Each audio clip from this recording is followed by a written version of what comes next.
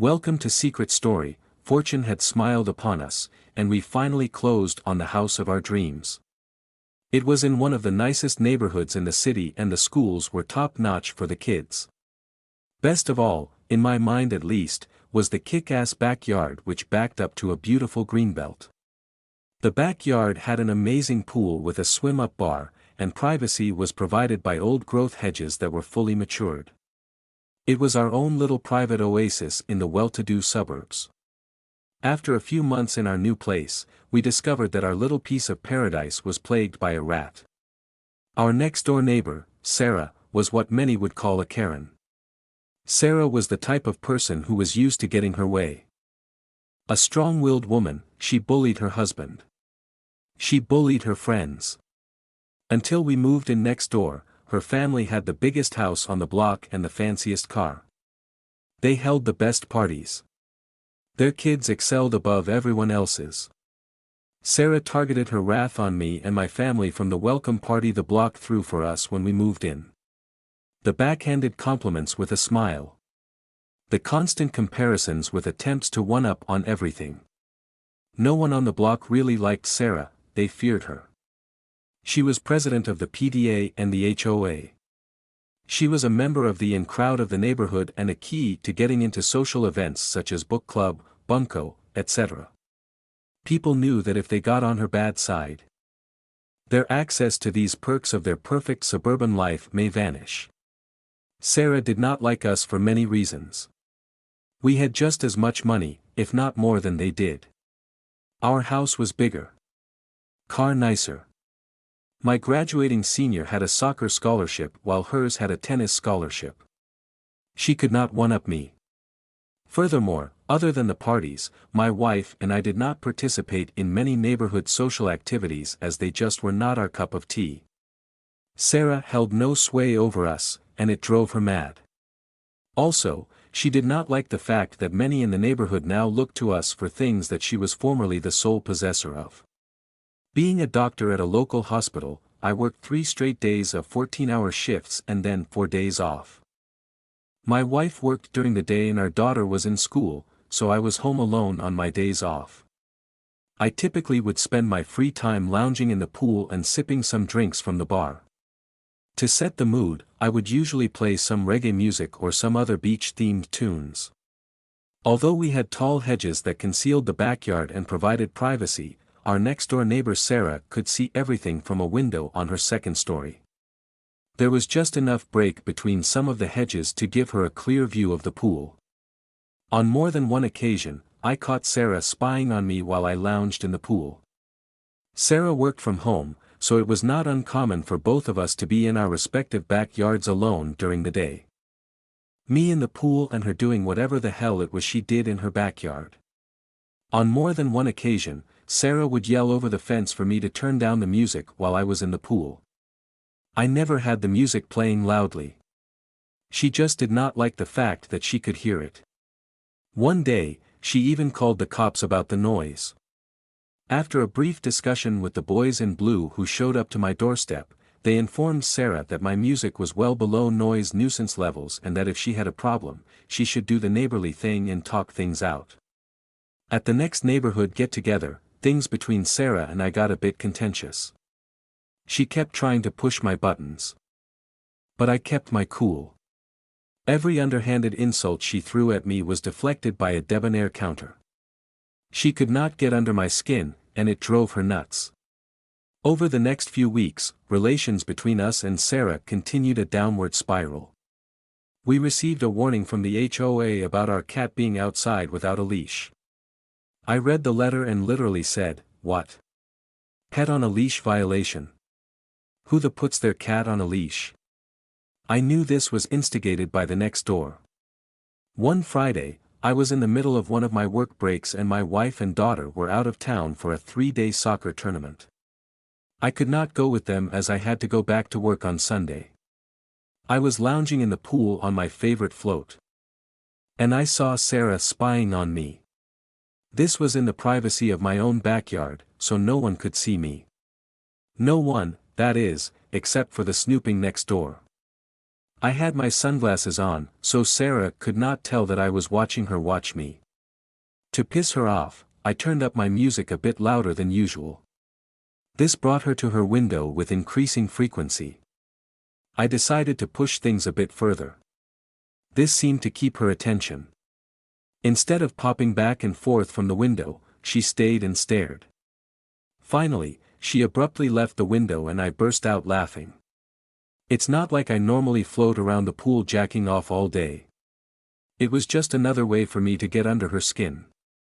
My peaceful pool time was soon interrupted by the ringing of my doorbell. Over and over the bell rang. I hopped out of the pool and grabbed a towel. I wrapped it around my waist and answered the door. Sure enough, it was Sarah and she looked pissed. "Your music is too loud. I need you to turn it down," bellowed Sarah without so much as saying hello. "Well, hello to you too, Sarah," I said.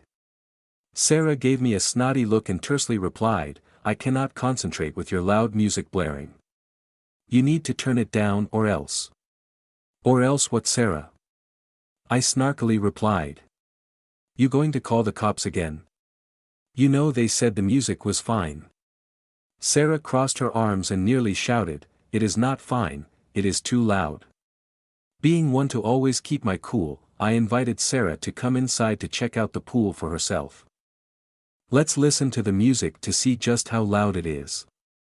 Sarah and I went to the backyard and walked to the pool. I went to the poolside bar to turn on the music. While there, I offered her a drink. "A drink? It is 9 o'clock in the morning. Don't you think it's a little early for a drink?" Sarah condescendingly disapproved. I looked at her and said, "Why not? It's not like you actually have anything to do today." I knew this would make her blood boil.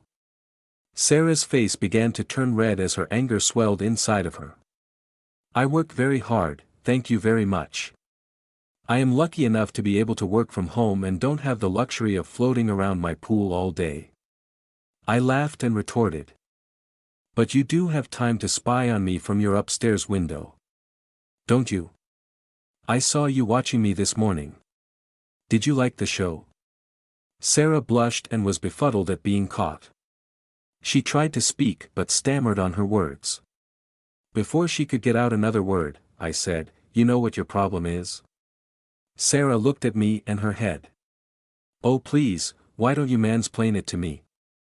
I looked Sarah in the eyes and said, "You don't know how to have fun." Sarah scoffed, "Ha! Fun? Of course, I know how to have fun. I was president of my sorority, I'll have you know." "When, like 20 years ago?" I countered. I thought Sarah's head was going to explode. "I am one of the most fun people there is. I'll have you know." Sarah said the words so forcefully, that spittle shot from her mouth when she spoke. Boy, was she pissed. I told Sarah, "I highly doubt that. If you are so fun like you say, why don't you prove it?" Sarah looked confused and said, "Prove it? How the hell can I prove that?" I wryly looked at her and offered, "Why don't you prove how fun you are by coming for a swim?" Although she was a raging, Sarah was an attractive woman. She was in her late 30s and worked out daily. Sarah had the typical toned arms and shoulders that most aging suburban moms get from hitting the gym. To my surprise, she said fine. "Fine?" I said. "Yeah, fine. I'll show you fun. I am a very fun person," Sarah said in a huff. Sarah stood in the water at the shallow end of the pool and defiantly said, "You see. I know how to be fun." I was still standing in the poolside bar and shook my head. "I'll admit, I really wasn't expecting you to do that. You surprised me, so bravo. But I really would not count standing in a pool with your arms crossed as having fun. Unless that is what you consider fun."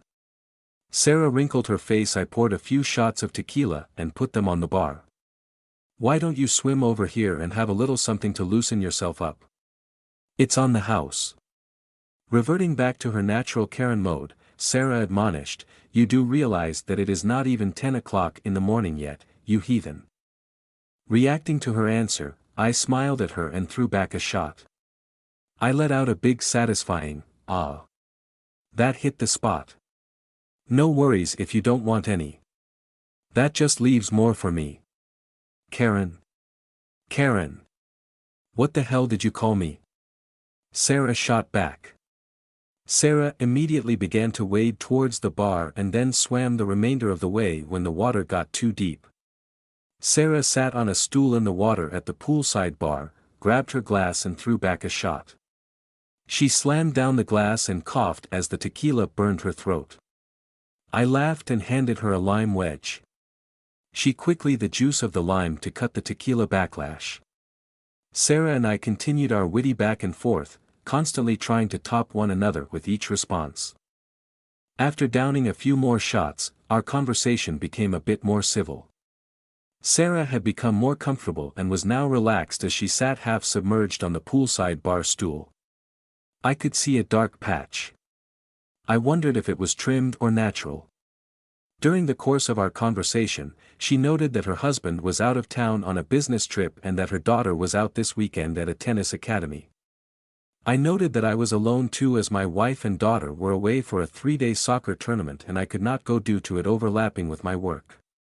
The wheels began to turn in my head. Being a bit buzzed from the shots, I hopped into the water on an adjacent bar stool and playfully turned the conversation in a new direction. "So, I saw you spying on me earlier this morning." Sarah's face reddened and she replied, "I have no idea what you are talking about. I was working all morning until your loud music broke my concentration." I laughed and poured another round of shots from the rapidly emptying bottle of tequila on the bar. "Bullshit, I saw you bouncing back and forth from the window all morning. Curiously, however, whenever I had my out, you seemed to stay at the window for quite some time. What's the matter, hubby not doing it for you anymore?"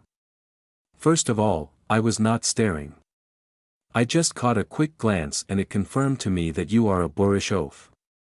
Second, my and my husband's life is none of your concern." Wanting to get under her skin, I noted, "Yep, I can see it now.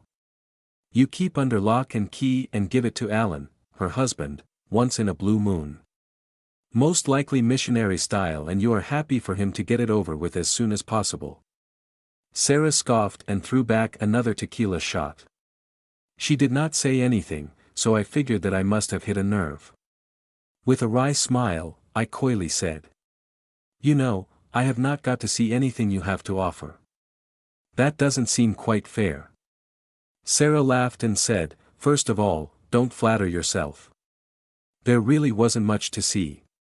I laughed and said, "Good one." Sarah smiled at my acquiescence to her joke and then noted, "Secondly, nice try, asshole. I think you have already seen enough of me as it is." Sarah blushed and gave a slight smile. Trying to give her more encouragement, I said, "I'll bet you are beautiful. Why not let them out to play? No one can see us back here and you have already seen. Prove me wrong again like you have done so many times already." I looked at the clock and saw that it was nearing noon. Neither of us had eaten, so I hopped out of the water to grab some snacks from the poolside bar fridge. My interactions with Sarah had excited me. Sarah seemed to take notice as well, considering that she could not take her eyes off my. I set some snacks on the table and hopped back into the water. I must have jumped into the water a bit too quickly and the resultant wave made Sarah slip off her stool into the deep end of the pool. I swam beneath the water and grabbed Sarah. She could swim on her own, but I wanted to help since her slip was unexpected and she had quite a bit to drink thus far. Together, we made our way to the shallower end of the pool until we gained our footing that I stared into her eyes and asked if she was okay. Sarah looked back at me, and I was surprised when she kissed me on the lips. She had a drunken smile and said, "See, I told you that I could be fun." I kissed her back and said, "You are right. You win. Neatly trimmed. Question answered." She was so used to always getting her way and having people kowtow to her. She found this interestingly attractive and wanted him to take control. God knows her husband would never have the courage to do this with her. I prying ears by the sound of the waterfall and the loud music that had originally initiated today's little escapade. I held her in my arms and said, "Now, isn't this better than always fighting with one another?" Sarah turned her head and smiled. "You know, we do have all weekend to be alone together." To be continued.